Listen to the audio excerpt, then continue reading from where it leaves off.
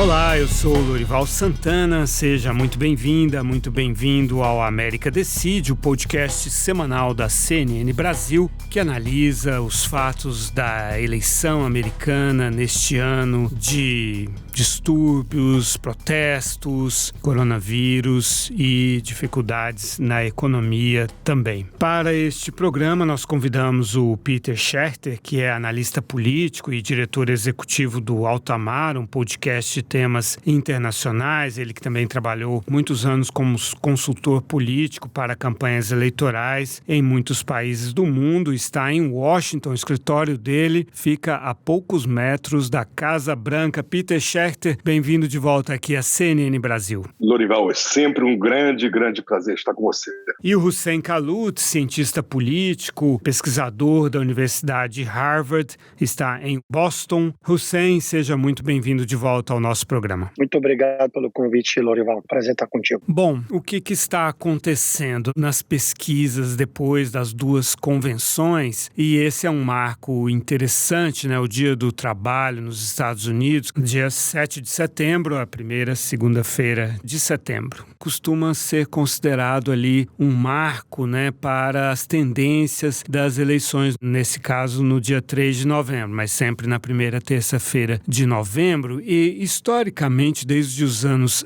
50, normalmente quem está bem à frente nas pesquisas depois da segunda convenção, da convenção dos dois partidos, costuma ganhar, pelo menos no voto popular. As exceções foram o George Bush em 2000 e o Donald Trump em 2016. Mas voto popular, sabemos, é uma coisa, eleição, vitória é outra coisa. Bom, esses dois não estavam perdendo por uma margem tão grande quanto está atualmente o presidente Trump, está em torno de 8 pontos, 9 pontos atrás de Joe Biden. No entanto, aquilo que decide, né, que é o colégio eleitoral, bom, o Joe Biden também está na frente, mas existe uma tendência ali de recuperação do Donald Trump em estados importantes como a Pensilvânia, Michigan e Wisconsin, em que ele estava com 11, 10 pontos atrás e agora está em torno de 5, 6, dependendo, obviamente, da pesquisa. Peter Schachter, o que você acha que esses dados e as tendências e a forma como o Trump e o Biden estão respondendo aos protestos, aos distúrbios, indicam para essa eleição? Olha, Lorival, a situação aqui nos Estados Unidos é muito caótica. Como você acabou de apresentar, estamos no meio de uma crise econômica, de uma crise de saúde e uma crise de valores, né? Eu não me lembro o momento em que os candidatos representaram uma série de valores tão diferentes como os candidatos Donald Trump e Joe Biden. O Trump está tentando constantemente dividir o país, constantemente criar um fortalecimento da base dele com eventos que são polarizadores, muitos chamam os eventos diretamente de racistas, onde ele cria uma sensação de animosidade da parte da sua base, que geralmente são mais homens, mais brancos, e contra o que está acontecendo em muitos lugares do país, que é uns protestos para maior justiça racial que precisamos aqui nos Estados Unidos. Entanto, o Joe Biden está apresentando uma posição de unificação, de temos que falar juntos, temos que criar um país melhor, temos que criar uma situação onde estamos dialogando para resolver problemas claros. Então, o que os Estados Unidos estão vendo é uma juxtaposição de realmente duas pessoas muito, muito diferentes e a visão dessas duas pessoas, a visão política dessas duas é muito, muito diferenciada. Mas o que estamos também vendo é que o presidente Trump não vai parar de insinuar e acusar coisas que são completamente falsas também. Temos uma situação onde ele recentemente praticamente pediu os votantes dele de votar 2 vezes, que é uma grande crime aqui nos Estados Unidos, como em qualquer democracia. Let them send it in and let them go vote. And if their system's as good as they say it is, then obviously they won't be able to vote. E, como você também apresentou agora, a eleição realmente acaba em 6 estados que são chaves para a eleição, que são Arizona, Michigan, Wisconsin, Ohio, Pensilvânia e Flórida. E quem ganha a maioria desses estados, ganha a eleição. O Biden está aí em torno de 5, 4 pontos à frente do Trump nesses estados. E, bom, foi muito visível essa diferença de 2 projetos de América nas visitas, né, do Trump e do Biden a Kenosha, onde o Jacob Blake levou 7 tiros pelas costas. O Trump não se encontrou com a família do Jacob Blake, dizendo que não aceitava se encontrar junto com o advogado da família, que é o Benjamin Crump, o mesmo advogado da família do George Floyd, que foi morto no dia 25 de maio com um joelho, né, do policial no seu pescoço e que deflagrou todos esses protestos, né? E também o Trump não mencionou o Blake, só porque um jornalista perguntou, foi que ele disse que é terrível a forma, o que aconteceu com ele, mas ele tem justificado o que fez o Kyle Rittenhouse, de 17 anos, que matou 2 pessoas, né? É acusado de ter matado 2 pessoas que estavam no protesto contra o racismo. E, por sua vez, o Biden visitou a família do Jacob Blake, ficou 1 hora com eles, falou pelo telefone com o próprio Jacob Blake e demonstrou a sua empatia com o sofrimento dele e da família. No entanto, a população americana, 76% são brancos, né? E o Trump tem a preferência dos homens brancos, 53% contra 42% para o Biden. Principalmente homens sem diploma, homens brancos sem diploma superior. Aí ele ganha de 61 a 33. Estou citando a pesquisa da CNN, a última pesquisa. E quanto às mulheres brancas sem diploma, elas preferem o Biden por 54 a 42. Parece que esses são os números nos quais o Trump está focado, Hussein. Você fez uma introdução muito interessante e o Peter a complementou muito bem. O que eu diria é que o Trump, na verdade, ele está tentando criar uma narrativa mobilizadora, ainda que ela seja divisionista e ainda que ele relativize muito, de forma até grosseira, o assassinato de 2 pessoas em Wisconsin por aquele jovem menor, né? A tentativa de relativizar e criar narrativas em torno disso, como se os Estados Unidos estivessem numa disputa de narrativas entre a defesa da ordem e a defesa do anarquismo. O que ele tenta plasmar para o lado democrata é que os democratas defendem o anarquismo, defendem as manifestações que levam à depredação do patrimônio público, do patrimônio privado, e que ele, Trump e seus defensores estão tentando defender a ordem pública. I'm the only thing standing between the American dream and total anarchy, madness and chaos. And that's what it is. I'm representing you. I'm just here. Obviamente que isso não se traduz em verdade. O Partido Democrata nunca foi um partido que estimulou a anarquia ou a desordem pública, muito pelo contrário, mas é a narrativa que o Trump quer plasmar. Quanto mais houver tensionamento, quanto mais houver confrontação, e isso que o Trump quer que aconteça, né, maior é a capacidade dele tracionar o discurso dele e mobilizar uma massa relevante. Agora, eu acho que, embora esses 6 estados sejam estados em que se decidirão a eleição, eu acho que a concentração do foco do Trump está em Pensilvânia e na Carolina do Norte, porque a distância é menor. Aonde ele, desde o discurso dele, conseguiu diminuir essa diferença razoavelmente. Então, a diferença na Carolina do Norte está em menos de 3 pontos e também o Wisconsin próxima aos 3 pontos. Isso significa que nesses 2 estados, se ele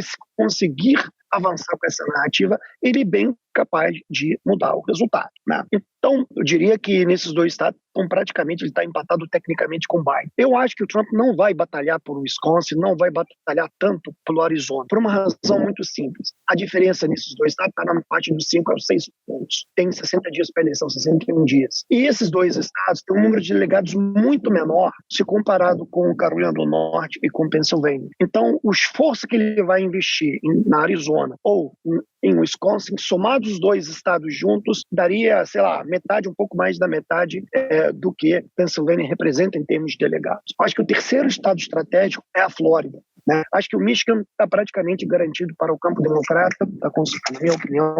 O Biden está mais consolidado lá. Então, acho que a batalha, essencialmente, para um discurso do Trump se daria nesses dois estados, onde a diferença é menor e onde ele trabalha cirurgicamente a campanha dele, distrito por distrito, bairro por bairro, propagandas adaptadas para cada realidade local. Esse é o cenário que eu vejo no momento.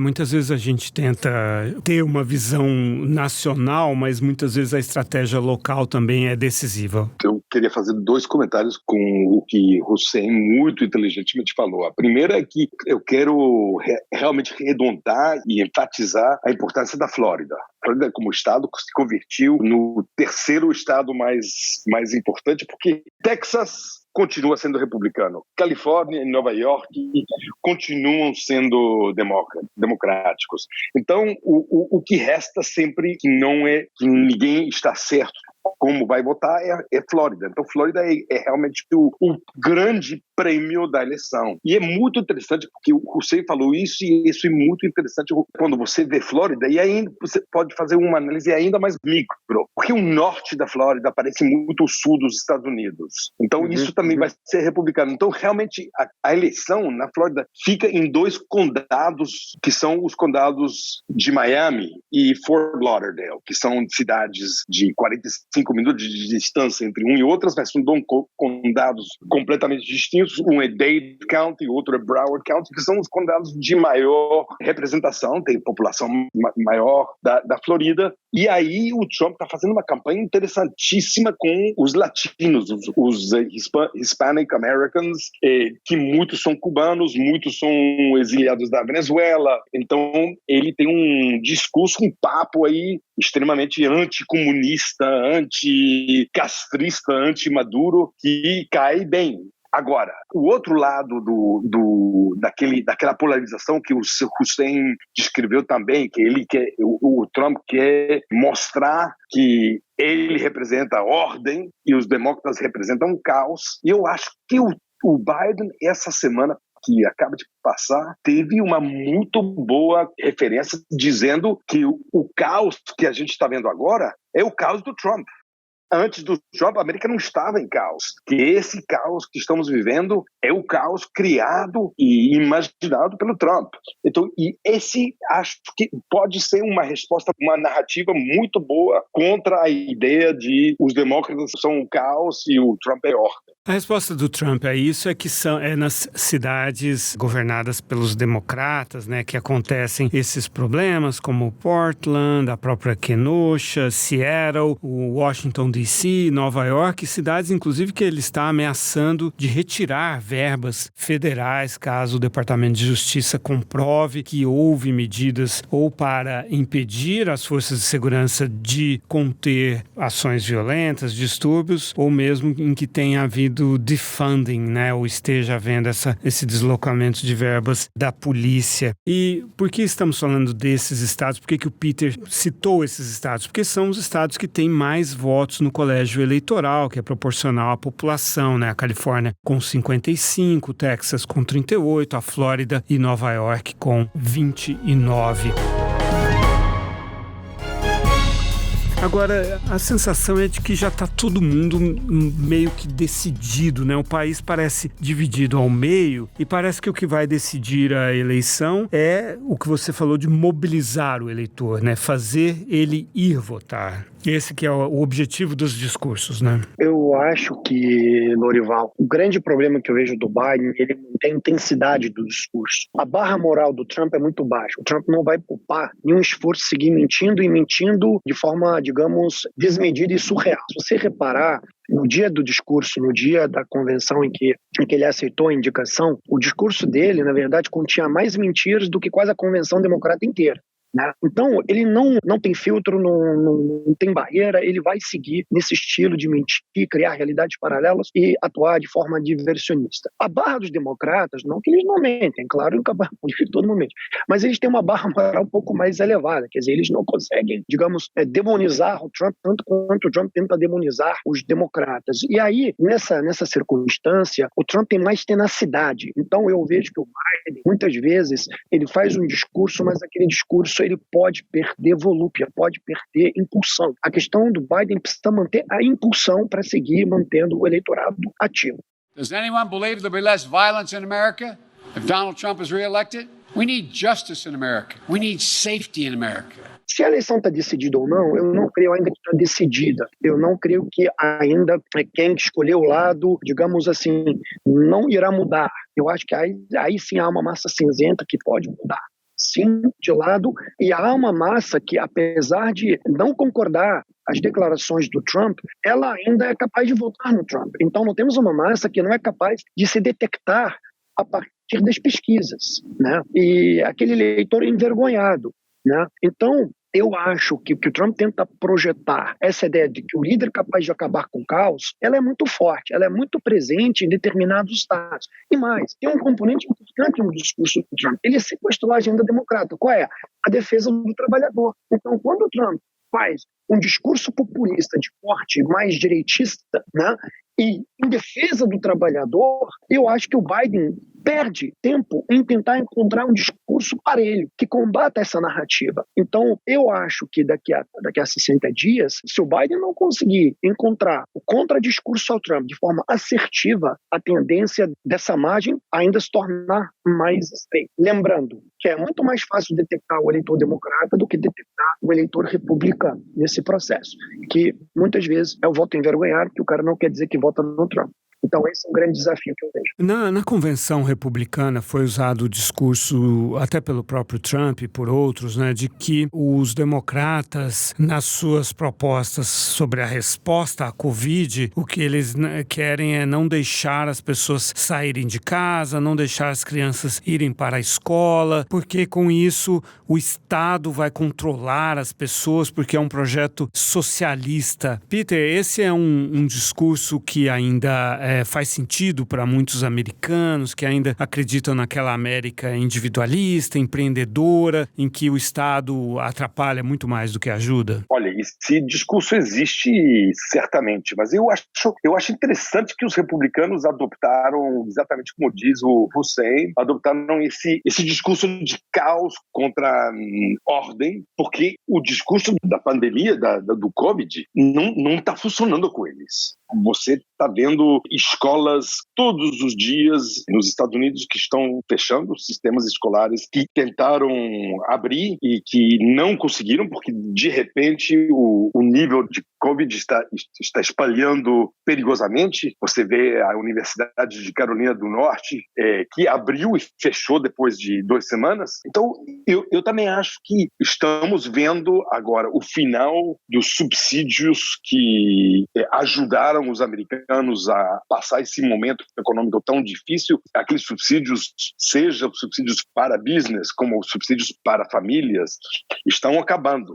Então, isso está criando uma dificuldade financeira importante. E, no mesmo tempo, os pais que queriam mandar os alunos para universidades têm os filhos voltando a casa, e alguns pais também, muito importantes, são pais de escolares que não podem voltar a trabalhar até que os meninos possam voltar à escola. Então, essa série de problemas também tem uma correlação direta com a ineptitude do governo de ter uma mensagem clara sobre o Covid, né, e a pandemia.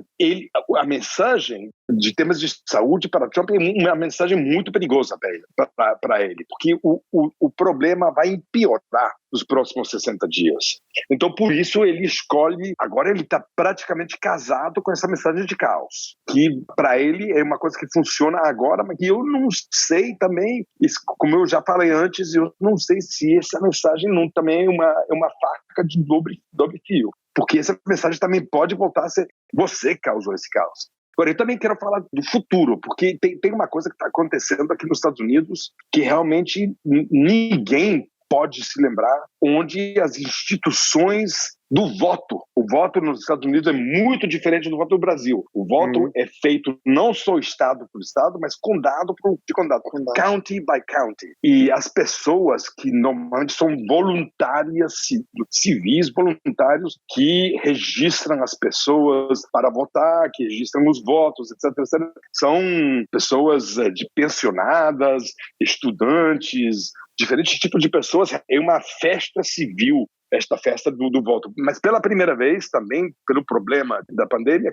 que tem, vamos ter uma situação onde muitos estados estão permitindo votar pelo correio. E o Trump está tentando deslegitimizar esse voto, dizendo que vão ser votos falsos, votos que foram perturbados, etc. Então, é possível que até 40% dos votos nacionais podem ser votos recebidos nas centrais de votação pelo correio. Isso também vai ser um problema. Temos 2 problemas nos Estados Unidos. O dia da eleição e vamos ter uns problemas terríveis nos dias depois da eleição, onde é muito possível termos uma situação onde a noite da eleição vai parecer que o Trump está ganhando. E nos dias depois, porque os votos que chegam pelo correio são votos que vão ser contados depois. O primeiro se conta os votos presenciais e depois os votos pelo correio. Então vamos ter uma situação onde Trump vai se declarar vitorioso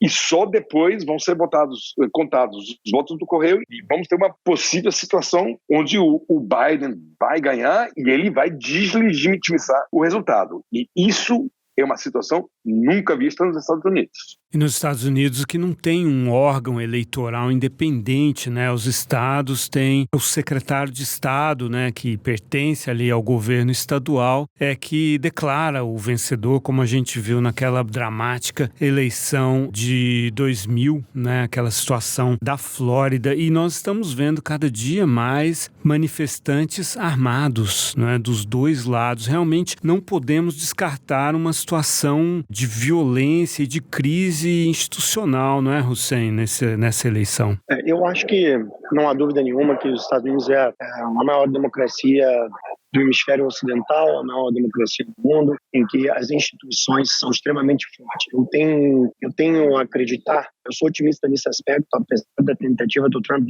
de deslegitimar o voto pelo correio, apesar de ele tensionar no dia da eleição, eu acho que as instituições são muito fortes aqui e elas tendem a servir de um contrapeso muito, muito importante, né, nesse processo. Não creio que será permitido ao Trump ganhar no grito, né? Vamos lembrar que o Al Gore teve uma postura de estadista, justamente para ele não expor as instituições americanas na eleição de 2000, em que ele não permitiu que houvesse o processo de recontagem, né? Ele era o presidente do Senado e dependia do voto dele, quer dizer, ele podia também pedir a recontagem e isso não aconteceu. Qual foi a decisão? É o partido não expor a legitimidade do pleito.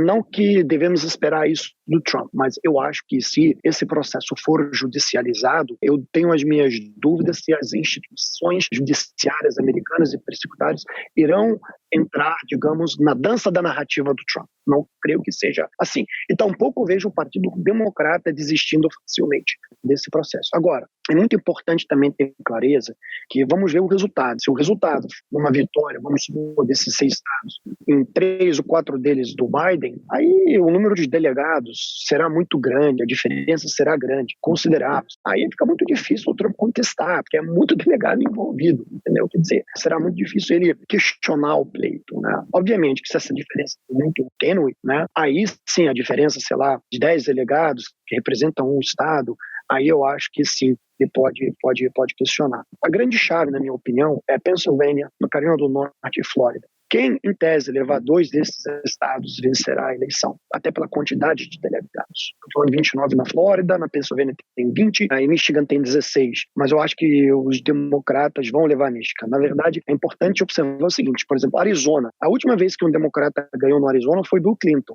E a última vez que um republicano ganhou no Wisconsin foi Ronald Reagan, e só ganhou agora com Trump. Então, eu creio que esse divisionismo, na verdade, tende em alguns estados a favorecer a tradição. No caso de Michigan, ou no caso, por exemplo, de Wisconsin, né? Então, desses 3 estados vitais que eu mencionei, Pensilvânia, Carolina do Norte e Flórida, quem levar 2 desses, a probabilidade de vencer a eleição é muito grande, porque a soma de esses 2 estados representa uma cifra importante de delegados. Perfeito. Bom, a cada dia aumenta a minha sensação de que estamos percorrendo uma estrada não mapeada. Hussein Kaluch, cientista político e pesquisador da Universidade de Harvard, falando diretamente de Boston. Muito obrigado pela sua participação no nosso programa. Muito obrigado, Lorival. um prazer também debater com o Peter aí em Washington. Peter Schachter, analista político, diretor executivo do podcast de temas internacionais Alta Mar, falando diretamente de Washington. Muito obrigado pela sua participação aqui com a gente. Lorival, Hussein, muito obrigado e, como sempre, Lorival, um grande prazer estar com você. O prazer é todo nosso e eu tenho certeza de que eu falo em nome de todos os ouvintes do América Decide. Para você que nos acompanhou, muito obrigado. Estaremos de volta daqui a uma semana nas plataformas da CNN Brasil e no seu agregador preferido de podcasts. Até lá.